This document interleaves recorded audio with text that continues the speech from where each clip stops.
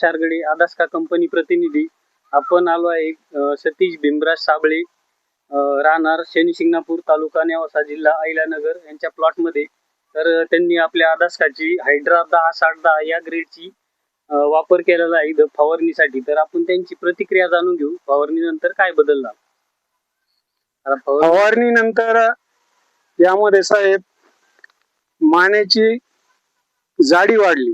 मानेची जाडी वाढल्यानंतर पात्याची संख्या वाढली. पात्याची संख्या वाढून प्लॉटला एकसारखी काळुंखी आली.